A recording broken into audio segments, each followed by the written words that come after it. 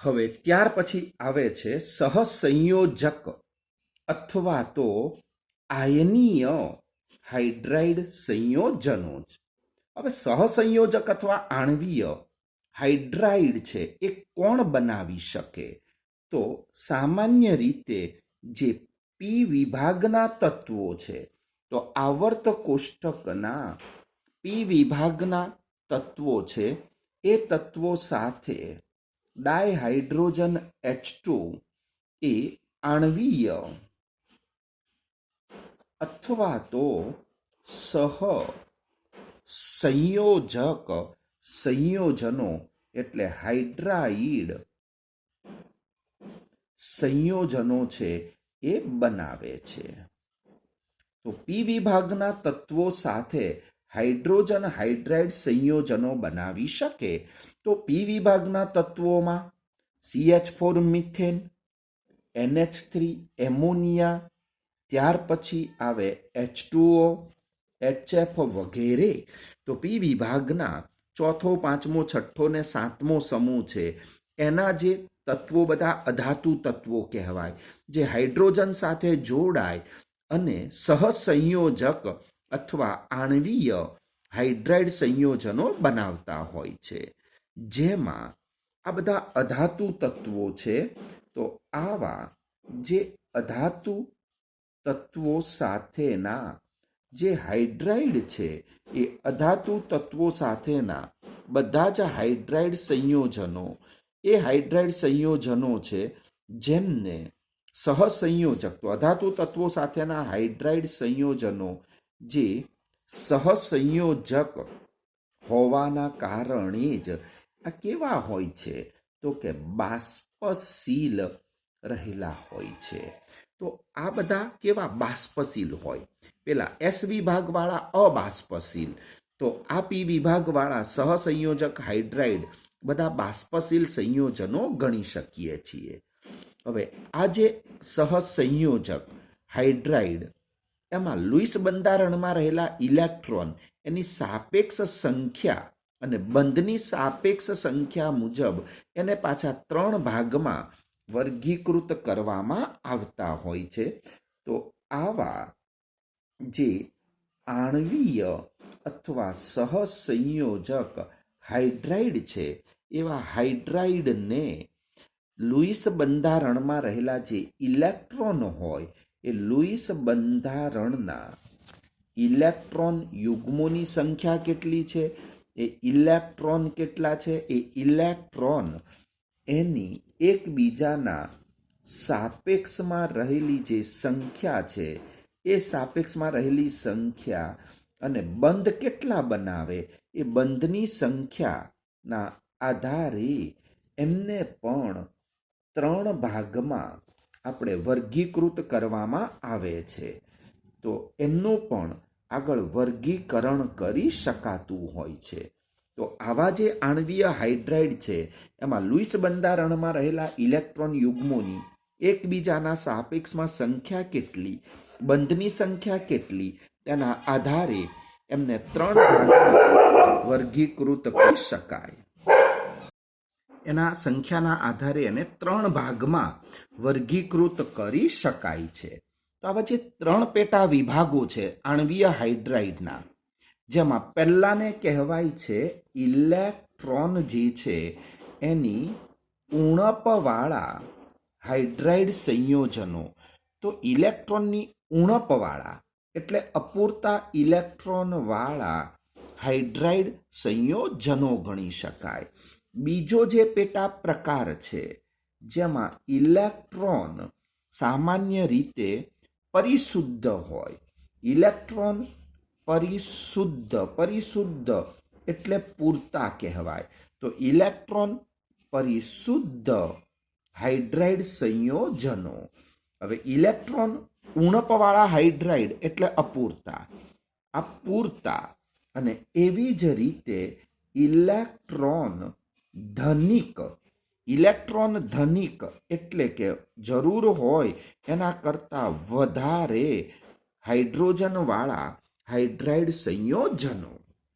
આવા 3 પેટા પ્રકારો શક્ય બને છે. તો તો ઇલેક્ટ્રોનની ઉણપવાળા હાઇડ્રાઇડ, ઇલેક્ટ્રોન પરિશુદ્ધ હાઇડ્રાઇડ અને ત્યાર પછી ઇલેક્ટ્રોન ધનિક હાઇડ્રાઇડ, આવા 3 પેટા પ્રકારો એમાં શક્ય બને છે. તો ઇલેક્ટ્રોનની ઉણપવાળા હાઇડ્રાઇડ સંયોજનો કયા હોઈ શકે? તો ઇલેક્ટ્રોનની ઉણપ એટલે જે હાઇડ્રાઇડમાં એની સાથે જોડાતો જે ધન આયન છે એની પાસે 4 કરતાં ઓછા ઇલેક્ટ્રોન હોય. 4 કરતાં ઓછા ઇલેક્ટ્રોન વાળા જે હાઇડ્રાઇડ હોય એની ઇલેક્ટ્રોનની ઉણપવાળા હાઇડ્રાઇડ ગણી શકાય. જેમ કે આપણે પહેલા, બીજા, ત્રીજા સમૂહના કોઈ પણ હાઇડ્રાઇડ લખો. બીજા સમૂહનું બેરિલિયમ હાઇડ્રાઇડ, ત્રીજા સમૂહ છે એનું બોરોન હાઇડ્રાઇડ, એવી જ રીતે એલ્યુમિનિયમ હાઇડ્રાઇડ. તો બેરિલિયમની 12ની કક્ષામાં 2, બોરોનમાં 3, એલ્યુમિનિયમમાં 3, જેની 12ની કક્ષામાં 4 કરતાં ઓછા ઇલેક્ટ્રોન છે. એ 4 કરતાં ઓછા ઇલેક્ટ્રોન હોય તેમને ઇલેક્ટ્રોનની ઉણપવાળા હાઇડ્રાઇડ ગણી શકાય. પણ જે હાઇડ્રાઇડ સંયોજનોમાં હાઇડ્રોજન સાથે જોડાતા પી વિભાગનું તત્વ એની 12ની કક્ષામાં 4 ઇલેક્ટ્રોન હોય, જેમ કે 4 ઇલેક્ટ્રોન કોની પાસે? ચોથા સમૂહના તત્વો કાર્બન, સિલિકોન. તો આ કાર્બનનું હાઇડ્રાઇડ, સિલિકોનનું હાઇડ્રાઇડ, જેની સાથે કેટલા ઇલેક્ટ્રોન હોય? 4 ઇલેક્ટ્રોન. તો કાર્બન સિલિકોન પાસે 4 ઇલેક્ટ્રોન હોય એટલે એને પરિશુદ્ધ પૂરતા ઇલેક્ટ્રોન વાળા હાઇડ્રાઇડ તરીકે ઓળખી શકાય. પરંતુ ઇલેક્ટ્રોન ધનિક 4 કરતાં વધુ, તો 5મો, 6ઠ્ઠો અને 7મો સમૂહ. 5મા સમૂહના નાઇટ્રોજન એનું હાઇડ્રાઇડ એમોનિયા, 6ઠ્ઠા સમૂહના ઓક્સિજનનું હાઇડ્રાઇડ H2O, 7મા સમૂહનું હેલોજન તત્વનું હાઇડ્રાઇડ HF. તો આમાં નાઇટ્રોજન, ઓક્સિજન ને ફ્લોરિન કે જેમની 12ની કક્ષામાં 4 કરતાં વધુ ઇલેક્ટ્રોન હોય તો એમને ઇલેક્ટ્રોન ધનિક હાઇડ્રાઇડ તરીકે ઓળખી શકાય છે. તો હેતુલક્ષી MCQ માટે પણ આ અગત્યનો ટોપિક તમે ગણી શકો. એટલે પૂછવામાં આવે કે નીચેનામાંથી કયું હાઇડ્રાઇડ ઇલેક્ટ્રોનની ઉણપવાળું છે કે ધનિક છે, તો તમારે હાઇડ્રાઇડ સાથે જોડાયેલ અન્ય તત્વની 12ની કક્ષાના ઇલેક્ટ્રોન જોઈ લેવાના. કે જો 4 ઇલેક્ટ્રોન હોય તો એને ચોથા સમૂહના તત્વો, તો એને ઇલેક્ટ્રોન પૂરતા. પણ પહેલા, બીજા, ત્રીજા સમૂહની કોઈ પણ ધાતુઓના હાઇડ્રાઇડ હોય તો એને કહેવામાં આવે છે ઇલેક્ટ્રોનની ઉણપવાળા. અને જો 5મા, 6ઠ્ઠા, 7મા સમૂહના હાઇડ્રાઇડ કે જેમની 12ની કક્ષામાં 4 કરતાં વધુ ઇલેક્ટ્રોન, તો એ બધાને ઇલેક્ટ્રોન ધનિક હાઇડ્રાઇડ તરીકે ઓળખી શકાય છે. હવે સામાન્ય રીતે જે ઇલેક્ટ્રોન ઉણપવાળા હાઇડ્રાઇડ છે એનું લુઈસ બંધારણ લખીએ તો ઇલેક્ટ્રોનની સંખ્યા તેમાં અપૂરતી હોય છે અને એટલા માટે સમૂહ 13 છે. તો લખી શકાય કે સમૂહ નંબર જે 13 છે પી વિભાગમાં પહેલો, બીજો સમૂહ આમ તો ના આવી શકે. આપણે ત્રીજો જ સમૂહ પી વિભાગમાં લેવો પડે. તો સામાન્ય રીતે આ જે ત્રીજો સમૂહ છે એનો જ તમે આમ તો ઉપયોગ કરી શકો. તો સમૂહ 13 જે છે એ સમૂહ 13 એના બધા જ તત્વો જે છે કે જે ઇલેક્ટ્રોન ઉણપ વાળા જે હાઇડ્રાઇડ છે એ ઇલેક્ટ્રોન ઉણપ વાળા હાઇડ્રાઇડ સંયોજનો બનાવતું હોય છે, કેમ કે તેમની 12ની કક્ષામાં 3 જ ઇલેક્ટ્રોન હોય છે અને તે લુઈસ એસિડ 3 હોય એટલે એમની વૃત્તિ શું હોય? ઇલેક્ટ્રોન મેળવવાની હોય, અષ્ટક પૂર્ણ કરવા. જેમને આપણે શું કહી શકીએ? તો જે લુઈસ ઇલેક્ટ્રોન મેળવવાની વૃત્તિ એટલે લુઈસ એસિડ. લુઈસ એસિડ એટલે કે ઇલેક્ટ્રોન ગ્રાહી તરીકે પણ વર્તે છે. ત્યાર પછી સામાન્ય રીતે પરિશુદ્ધ હાઇડ્રાઇડ કોણ બનાવી શકે? તો તો કહી શકીએ કે સમૂહ 14ના બધા જ તત્વો છે એ બધા જ તત્વો પરિશુદ્ધ એટલે પૂરતા ઇલેક્ટ્રોન વાળા. તો પરિશુદ્ધ એટલે પૂરતા ઇલેક્ટ્રોન હોય એ પરિશુદ્ધ હાઇડ્રાઇડ સંયોજનો જે છે એ બનાવતું હોય છે. તો સામાન્ય રીતે સમૂહ 14ના તત્વો કે જેમની 12મી કક્ષામાં 4 ઇલેક્ટ્રોન અને 4 ઇલેક્ટ્રોન એટલે પરિશુદ્ધ હાઇડ્રાઇડ સંયોજનો બનાવે છે. આવા જે હાઇડ્રાઇડ સંયોજનો છે એમનો આકાર કેવો હોય? તો એમનો આકાર જે છે એ સામાન્ય રીતે સમચતુષ્ફલકીય રહેલો હોય છે. તો બધા સમચતુષ્ફલકીય આકાર ધરાવે. ઉદાહરણ તરીકે CH4 મિથેન તરીકે ઓળખી શકાય છે. હવે ત્યાર પછી ઇલેક્ટ્રોન ધનિક કોને ગણી શકાય? તો સમૂહ નંબર 15, 16 અને 17 જે છે એના જે તત્વો છે કે જેમની પાસે પાછું વધારાનું શું હોય? અબંધકારક ઇલેક્ટ્રોન યુગ્મ પણ રહેલું હોય. તો એમની પાસે વધારાનું અબંધકારક ઇલેક્ટ્રોન યુગ્મ હોવાથી તેમને ઇલેક્ટ્રોન ધનિક હાઇડ્રાઇડ તરીકે ઓળખી શકાય. કેમ કે અબંધકારક ઇલેક્ટ્રોન યુગ્મ હોય એટલે ઇલેક્ટ્રોન યુગ્મનું પોતે દાન કરતા હોય અને ઇલેક્ટ્રોનનું દાન કરે એટલે તેમને ઇલેક્ટ્રોન ધનિક. લુઈસના મત અનુસાર એમને બેઝ ગણી શકાય કે જે ઇલેક્ટ્રોન યુગ્મ દાતા હોય છે.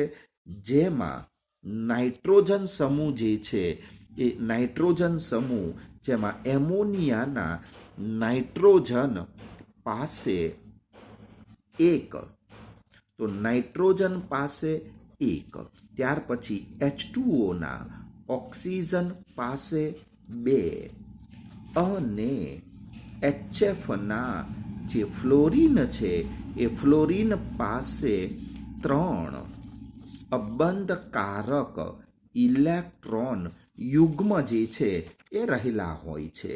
તો એની પાસે એવી રીતે અબંધકારક ઇલેક્ટ્રોન યુગ્મો રહેલા હોય છે જેમનું એ પોતે દાન કરે અને દાન કરીને સામાન્ય રીતે પોતે હાઇડ્રાઇડ સંયોજનો બનાવતા હોય છે. એટલે કે તેમને ઇલેક્ટ્રોન ધનિક હાઇડ્રાઇડ તરીકે ઓળખી શકાય છે. હવે અબંધકારક ઇલેક્ટ્રોન યુગ્મો છે એટલે એમની વિદ્યુત ઋણતા વધુ. તો એમની આ જે વિદ્યુત ઋણતા વધુ હોય, એક તો વિદ્યુત ઋણતા વધુ છે અને પોતે અબંધકારક યુગ્મ પણ ધરાવે છે. વિદ્યુત ઋણતા વધુ, અબંધકારક ઇલેક્ટ્રોન યુગ્મ, એના કારણે આવા હાઇડ્રાઇડ સંયોજનો છે તેમાં હાઇડ્રોજન બંધ જે છે એ હાઇડ્રોજન બંધ પણ રચાતો હોય છે. તો અહીંયા સુધી આપણા સહસંયોજક હાઇડ્રાઇડ વિશેનો ટોપિક થઈ શકે છે. આ સહસંયોજક હાઇડ્રાઇડ આપણા પૂર્ણ થયા. હવે ત્યાર પછી હાઇડ્રાઇડ એનો ત્રીજો પ્રકાર આવે છે ધાત્વીય, અથવા તો એને કહેવાય છે બિન તત્વ યોગમિતીય અથવા તો આંતરાલીય હાઇડ્રાઇડ સંયોજનો. તો સામાન્ય રીતે ધાત્વીય હાઇડ્રાઇડ કોણ બનાવે? તો આવર્ત કોષ્ટક જે છે એના ડી અને એફ વિભાગના જે તત્વો છે એ તત્વો આવા હાઇડ્રાઇડ છે એ બનાવે છે. તો આવર્ત કોષ્ટકના ડી અને એફ વિભાગના તત્વો એટલે કે સંક્રાંતિ ધાતુ અને આંતર સંક્રાંતિ ધાતુઓ આવા તત્વો બનાવી શકે. પરંતુ એમાં પણ અપવાદ રૂપ છે કે પરંતુ સમૂહ નંબર 7મો, 8મો અને 9મો છે એ સમૂહ નંબર 7, 8, 9ના જે ધાતુ તત્વો છે એ ધાતુ તત્વો આવા હાઇડ્રાઇડ જે છે એ હાઇડ્રાઇડ બનાવતા નથી. એટલે 7, 8 અને 9 સમૂહની ધાતુઓ આવા હાઇડ્રાઇડ સંયોજનો બનાવે નહીં. જ્યારે સમૂહ નંબર જે 6 છે એમાંથી પણ માત્ર ક્રોમિયમ, જે ક્રોમિયમ જ ક્રોમિયમ હાઇડ્રાઇડ CrH બનાવે છે. એટલે છઠ્ઠા સમૂહમાંથી પણ ફક્ત ક્રોમિયમ જ બનાવે. અન્ય તત્વો આવા હાઇડ્રાઇડ સંયોજનો બનાવી શકતા નથી. હવે જે હાઇડ્રાઇડ સંયોજનો બને છે એ કેવા હોય છે? તો આવા જે હાઇડ્રાઇડ બને છે એવા હાઇડ્રાઇડ સંયોજનો વિદ્યુત અને જે ઉષ્મા છે એ વિદ્યુત અને ઉષ્માના સુવાહક એટલે કે તેનું વહન કરતા હોય છે, પરંતુ તેમની જે વાહકતા છે એ વાહકતા તેઓના જે જનક, તો તેઓની જે જનક ધાતુઓ છે એ ધાતુઓ જેટલી હોતી નથી. એટલે કે જનક ધાતુ કરતાં એ ધાતુના હાઇડ્રાઇડ સંયોજનોની જે વાહકતા છે એ પ્રમાણમાં ઓછી હોય છે. હવે આવા સંયોજનોમાં હાઇડ્રોજનની ઉણપ હોય એના કારણે ક્ષારીય હાઇડ્રાઇડથી વિપરીત એટલે કે બિન તત્વ યોગમિતીય એ સ્વરૂપમાં પણ રહેલા હોય છે. તો અહીંયા વાત કરીએ તો આ જે સંયોજનો બને છે, તો અહીંયા શબ્દ કેવો? બિન તત્વ યોગમિતિ. બિન તત્વ યોગમિતિ એટલે કે એમાં હાઇડ્રોજનનું પ્રમાણ નિશ્ચિત નથી હોતું. તો આવા જે સંયોજનો બને છે એવા સંયોજનોમાં હાઇડ્રોજન, એ હાઇડ્રોજનની શું હોય છે? ઉણપ હોય છે, ઓછા હોય છે. અને હાઇડ્રોજનની ઉણપના કારણે જ એ ક્ષારીય પ્રકારના જે હાઇડ્રાઇડ છે કે જે તત્વયોગમિતીય છે, તો ક્ષારીય પ્રકારના હાઇડ્રાઇડથી વિપરીત એટલે કે કેવા? તો કે એટલે કે બિન તત્વ યોગમિતીય સ્વરૂપ જે હોય એ બિન તત્વ યોગમિતીય સ્વરૂપમાં રહેલા હોય છે. આવા બિન તત્વ યોગમિતીય સ્વરૂપ એટલે કે તેમાં હાઇડ્રોજનનું પ્રમાણ ચોક્કસ હોતું નથી. જેમ કે લેન્થેનમ હાઇડ્રાઇડ બાજુમાં ટકાવાર પ્રમાણ આપે છે, એ લખવાની આપણે કંઈ જરૂર નથી. કોઈ પણ ડી કે એફ વિભાગ એના જે તત્વો હોય એની સાથે હાઇડ્રોજન મૂકી દેવાનું. Lanthanum hydride, vanadium hydride, nickel hydride, તો આવા બધા હાઇડ્રાઇડ એમને બિન તત્વયોગમિતીય હાઇડ્રાઇડ તરીકે તમે ઓળખી શકો. આવા જે હાઇડ્રાઇડ સંયોજનો જે બનતા હોય છે એવા હાઇડ્રાઇડ સંયોજનો જે બિન તત્વયોગમિતિ છે, એટલે કે એમાં ચેપ્ટર નંબર 1 કે તેમાં નિશ્ચિત સંરચનાનો જે નિયમ છે એ નિયમ એનું પાલન થતું નથી. એટલે નિશ્ચિત સંરચનાનો નિયમ છે એ જળવાતો નથી. હવે હાઇડ્રાઇડ સંયોજનોમાં હાઇડ્રોજન ધાતુના સ્ફટિક લેટિસ એના અંતરાલીય સ્થાનમાં ગોઠવાય છે. તો સામાન્ય રીતે આ બધી ધાતુઓ જેમના કદ પ્રમાણમાં મોટા હોય છે, વચ્ચે જે ખાલી ગેપ પડી એને આંતરાલીય છિદ્ર કહેવાય, અને એ છિદ્રમાં નાના કદનો હાઇડ્રોજન છે એ ગોઠવાઈ ગયો. તો આ નાના કદનો હાઇડ્રોજન ધાતુઓની વચ્ચે આમ ગોઠવાય અને આ જે સંયોજન બન્યું તેને આંતરાલીય સંયોજન તરીકે ઓળખી શકાય છે. તો આપણે કહી શકીએ કે સામાન્ય રીતે જે ધાતુ છે એ ધાતુના સ્ફટિક લેટિસ જે હોય એ સ્ફટિક લેટિસના આંતરાલીય સ્થાનમાં, એટલે કે વચ્ચેનું જે છિદ્ર એને આંતરાલીય સ્થાન કહેવાય. તો ધાતુના સ્ફટિક લેટિસ એના આંતરાલીય જે સ્થાન હોય એ સ્થાનમાં આવા હાઇડ્રોજન છે એ હાઇડ્રોજન ગોઠવાય છે. અને આંતરાલીય સ્થાનમાં હાઇડ્રોજન ગોઠવાય ત્યારે તેના પ્રકારમાં કોઈ પણ ફેરફાર વિનાની વિકૃતિ ઉત્પન્ન થાય છે. અને જેમાં કોઈ પણ ફેરફાર વિનાની વિકૃતિ જે છે એ ફેરફાર વિનાની વિકૃતિ ઉત્પન્ન થતી હોય છે. અને આથી જ તેઓને આપણે આંતરાલીય હાઇડ્રાઇડ તરીકે પણ ઓળખવામાં આવે છે. તો આંતરાલીય હાઇડ્રાઇડ એટલે કે ધાતુની આ સ્ફટિક લેટિસ, એની વચ્ચેના સ્થાનમાં હાઇડ્રોજન ગોઠવાય, જેમાં કોઈ પણ પ્રકાર છે એ કોઈ પણ ફેરફાર વિનાની વિકૃતિ ઉત્પન્ન થતી હોય છે. અને આથી જ આવા હાઇડ્રાઇડને આંતરાલીય હાઇડ્રોજન ગણી શકાય છે. જેમાં નિકલ, પેલેડિયમ અને સીરિયમ એક્ટિનિયમ એના હાઇડ્રાઇડ સિવાયના આ વર્ગના અન્ય હાઇડ્રાઇડ તેમના જનક ધાતુઓથી અલગ સ્ફટિક લેટાઇસ પણ ધરાવતા હોય છે. તો કેટલીક ધાતુઓના સ્ફટિક લેટિસ જે છે એ અન્ય જનક ધાતુઓ કરતાં જુદા હોય. કઈ? તો કે નિકલ, પેલેડિયમ, સીરિયમ અને એક્ટિનિયમ. આ 4 ધાતુ છે એ 4 ધાતુના હાઇડ્રાઇડ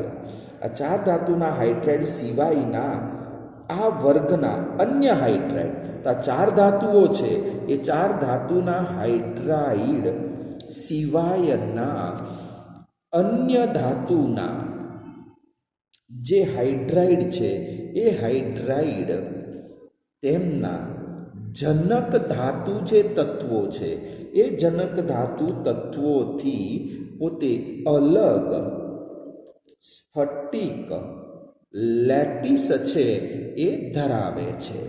તો આ 4 ધાતુ સિવાયની ધાતુઓના હાઇડ્રાઇડ તેમની જનક ધાતુઓથી અલગ સ્ફટિક લેટાઇસ પણ ધરાવતા હોય છે. વધુમાં સંક્રાંતિ ધાતુઓ એમાં હાઇડ્રોજનનું શું થાય? અધિશોષણ. અને અધિશોષણનો ગુણધર્મ વધુ સંખ્યાના સંયોજનોની બનાવટમાં ઉદ્દીપકીય રિડક્શન પ્રક્રિયામાં પણ ઉપયોગી હોય છે. તો સામાન્ય રીતે હાઇડ્રોજનનું જે સંક્રાંતિ ધાતુઓ છે એ સંક્રાંતિ ધાતુઓ ઉપર અધિશોષણ થતું હોય છે. અધિશોષણ થવું એટલે કે ફક્ત હાઇડ્રોજન, જેમ કે નિકલ સંક્રાંતિ ધાતુ જેની સપાટી છિદ્રાળુ, એ છિદ્રોની અંદર હાઇડ્રોજન દાખલ થાય, હાઇડ્રોજન સપાટી પરના છિદ્રોમાં જ દાખલ થાય પણ અંદર ના પ્રવેશી શકે, તો એ ઘટના જે બની એને અધિશોષણની ઘટના કહેવાય. તો હાઇડ્રોજનનું સંક્રાંતિ ધાતુઓ ઉપર અધિશોષણ થાય છે. અને એ સંક્રાંતિ ધાતુઓનું સપાટી ઉપર અધિશોષણ થવાના કારણે તેમનો ઉદ્દીપક તરીકે રિડક્શન પ્રક્રિયાઓ એટલે હાઇડ્રોજનીકરણ, જેમાં હાઇડ્રોજન ઉમેરાય એટલે ઉદ્દીપક તરીકે રિડક્શન પ્રક્રિયાઓ જે હોય તેમાં ઉપયોગ થતો હોય છે. એટલે ઉદ્દીપક તરીકે પણ તેમનો ઉપયોગ થઈ શકે. હવે કેટલીક ધાતુઓ એ પેલેડિયમ અને પ્લેટિનમ ઘણા મોટા કદના હાઇડ્રોજનને પણ સમાવી શકે, તેથી તેઓને સંગ્રહ માધ્યમ તરીકે પણ ઉપયોગમાં લેવાય છે. આ ગુણધર્મ હાઇડ્રોજન સંગ્રહમાં અને ઉર્જા સ્ત્રોત તરીકે ઉપયોગ થાય. તો કેટલીક એવી પણ ધાતુઓ છે, તો કેટલીક પેલેડિયમ, પ્લેટિનમ જેવી જે ધાતુઓ છે એ ધાતુઓ ઘણા મોટા કદના જે હાઇડ્રોજન છે એ હાઇડ્રોજનને પણ સમાવી શકે છે. અને મોટા કદના હાઇડ્રોજનને પણ સમાવી શકતી હોવાથી તેમનો ઉપયોગ શામાં થાય? તો તેમનો સંગ્રહ માધ્યમ, તો સંગ્રહ માધ્યમ તરીકે ઉપયોગ થતો હોય છે. એટલે સંગ્રહ માધ્યમ તરીકે તેમનો ઉપયોગ થાય અને જેના કારણે જ તેમનો હાઇડ્રોજન સંગ્રહમાં અને ઉર્જા સ્ત્રોત તરીકે ઉપયોગ થઈ શકે છે. અને આથી તેમનો હાઇડ્રોજન સંગ્રહમાં, એટલે કે હાઇડ્રોજન છે એનો સંગ્રહ કરવો હોય તો એના સંગ્રહમાં અને ભવિષ્યમાં જો એમાંથી ઉર્જા જોઈતી હોય તો ભવિષ્યના ઉર્જા સ્ત્રોત તરીકે પણ ઉપયોગી નીવડે છે. તો આટલો ટોપિક તમારો ધાત્વીય હાઇડ્રાઇડ સંયોજનોમાં થઈ શકે છે. આ ધાત્વીય હાઇડ્રાઇડ સંયોજનો અથવા બિનતત્વ યોગમિતીય એટલે આંતરાલીય હાઇડ્રાઇડ, તો આવર્ત કોષ્ટકના ડી અને એફ વિભાગના તત્વો ધાત્વીય હાઇડ્રાઇડ બનાવે, પણ એમાંય 7, 8 અને 9 સમૂહની ધાતુઓ આવા હાઇડ્રાઇડ બનાવતી નથી. છઠ્ઠા સમૂહમાંથી માત્ર ક્રોમિયમ એકલું જ ક્રોમિયમ હાઇડ્રોઇડ બનાવે છે. આવા હાઇડ્રાઇડ વિદ્યુત અને ઉષ્મા એના સુવાહક, પણ તેમની વાહકતા તેમની જનક ધાતુઓ જેટલી હોતી નથી.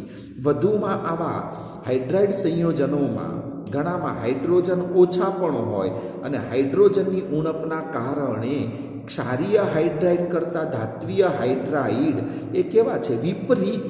એટલે કે પેલા ક્ષારીય છે એ તત્વયોગમિતીય, એમાં ઘટકોનું પ્રમાણ નિશ્ચિત. આ બિન તત્વયોગમિતીય એટલે કે એમાં હાઇડ્રોજનનું પ્રમાણ નિશ્ચિત હોતું નથી. જેમ કે lanthanum hydride, vanadium hydride, nickel hydride, એચનું પ્રમાણ અનિશ્ચિત હોય અને માટે તેમાં નિશ્ચિત સંરચનાનો જે નિયમ છે એનું પાલન પણ થતું નથી.